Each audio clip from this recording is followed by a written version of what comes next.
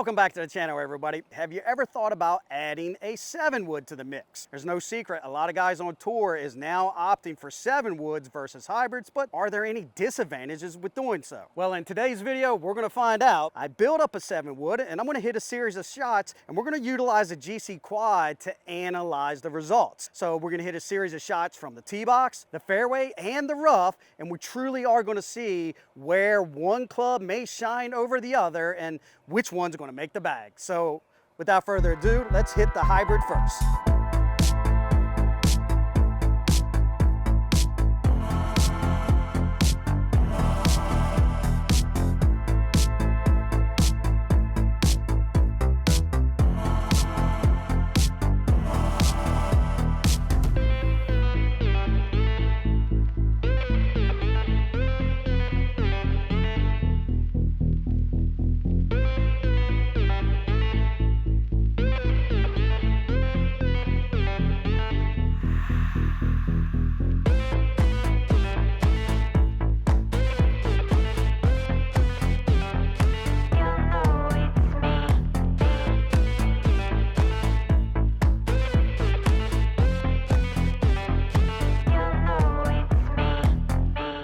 So as you can tell from those series of shots, my miss with the hybrid, especially off the tee box, is the miss to the left. Generally, they are more draw biased than anything else. I don't like hitting the hybrid off the tee box for this very reason. Now, for everybody that is curious, here's the hybrid I'm gaming this year. It's a Ping G430, in which I recently replaced the 425. The 430 does get a leg up on sound, but other than that, I really didn't see that big of a difference from a performance factor.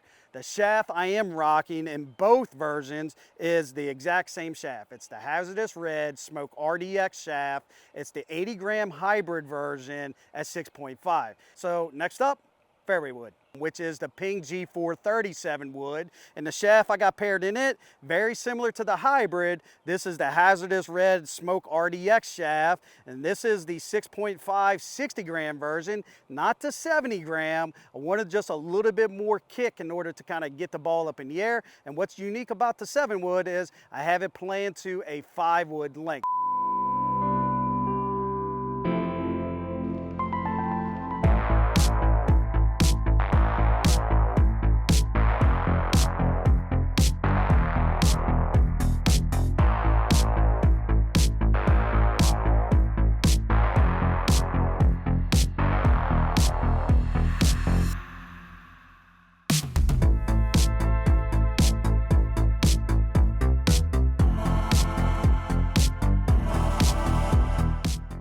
So I can't wait to get back into the studio to really pick the numbers apart, but just observation, 7-wood won the first round, but let's help you understand why.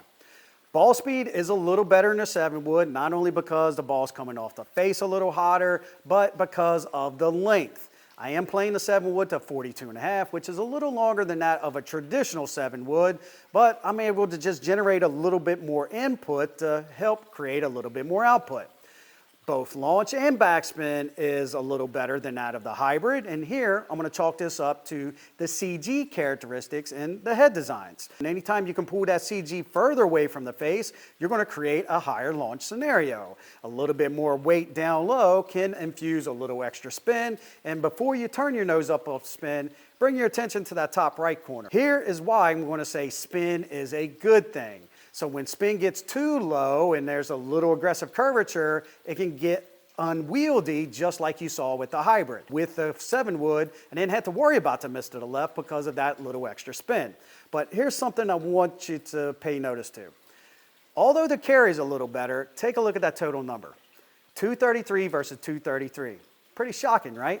Two different golf clubs going the exact same distance, but getting there a different way. The apex in the 7-wood was 102 versus 80 feet with the hybrid. So 22 feet difference. And I could have sworn it was a little higher, but data doesn't lie. So off the tee box, I'm going to lean towards a 7-wood because of better consistency and just a little higher launch, landing it softer, making it a great choice on those long par 3s or short par 4s. As we're approaching our next landing zone, I do have a question for everybody, and that is, How have you guys liked the last couple videos? We've been doing our best to try to get out from behind the desk, bring you the best of club fitting, but apply it in a real world setting. So if you are digging this new style and format, then do me a favor. Just leave your comments in the remarks below, and as well as if you have any suggestions on types of content that you would like to see us do more of. So we have about 225 yards to the pin. Not much behind, so I definitely don't want this going long. So first up is going to be the 7-wood. Let's see if we can smooth these in there.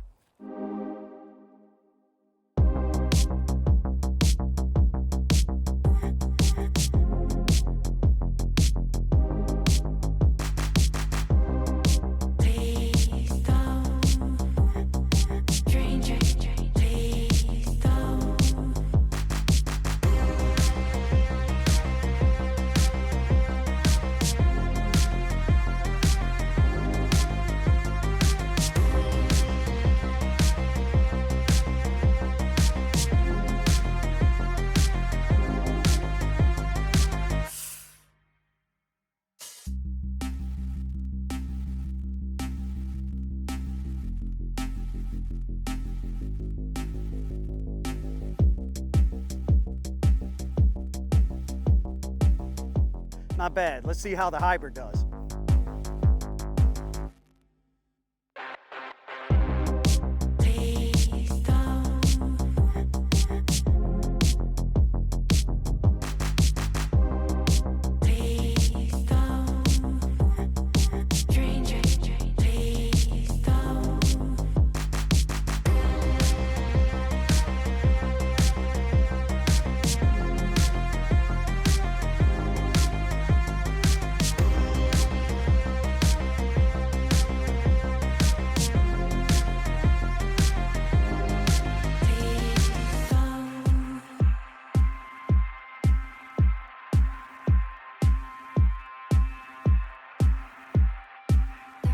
Already, without even looking at the numbers, I think the 7-wood gets second round. Now, very similar to the previous shots we just reviewed, not that big of a difference here. The 7-wood is performing better in the ball speed column, launch, backspin, and carry. And anytime you can get the ball to stay in the air longer, it's going to travel farther, land steeper and softer, making it the ideal choice on those long second shots. And here, the 7-wood will get the leg up because of, once again, that top right corner. It was just more consistent off the deck. Now, the one thing I will share is that I didn't have to worry about the hybrid missing left off the deck, and I'm going to chalk this up to the turf interaction. So unlike the tee box when the golf ball was elevated, there was nothing that's going to come in front of the golf club, and I was able to shut the face quicker and faster, making it more uncontrollable. But off the deck, it actually performed a little better, almost making it a great option if I'm trying to bend the ball left or right, as you've seen from those tracers.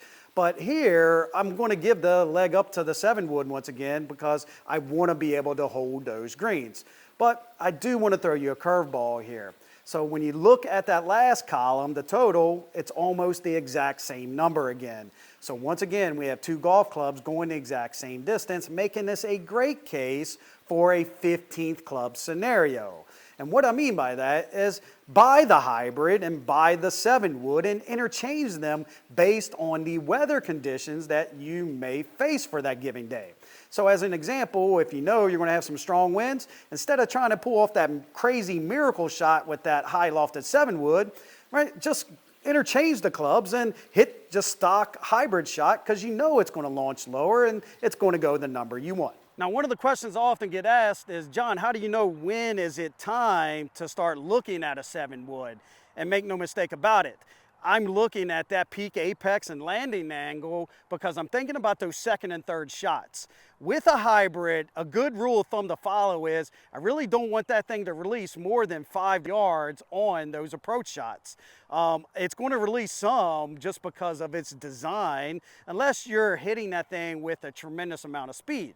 But if you're lacking in the speed department, a higher lofted 7 wood is a great option. And even though they possess the exact same loft at 22 degrees, they're getting there a different way. And the explanation behind that is the CG characteristics. The CG in a 7 wood is just going to be a little bit lower, and that's just going to launch it a touch higher with a little bit more spin. So we got 230 out, little rambunctious. Definitely don't think I'm going to get there out of the rough, but this is the second cut. So 7 woods up first. Let's see how this bad boy does.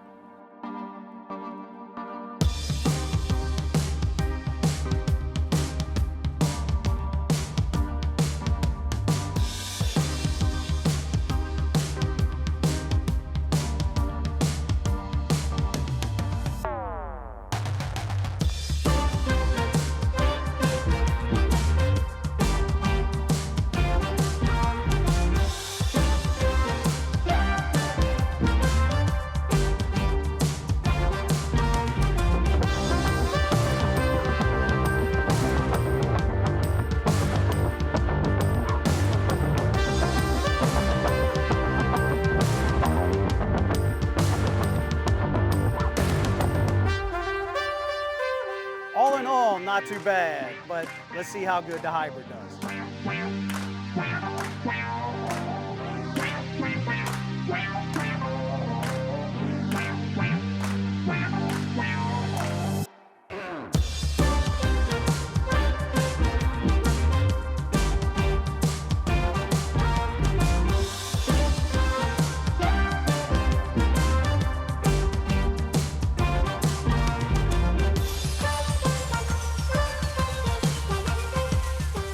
Very first time, the hybrid edged out the 7 wood, and when we take a look at the numbers, ball speed gets tipped to the hybrid side. And although it didn't beat the 7 wood from launch, height, or spin, it did beat it in the consistency and the carry and totals. So on those same long par 5s, I'm going to have a better chance of getting there with a hybrid out of the rough than I will a fairway wood. And the explanation comes down to, once again, the CG characteristics.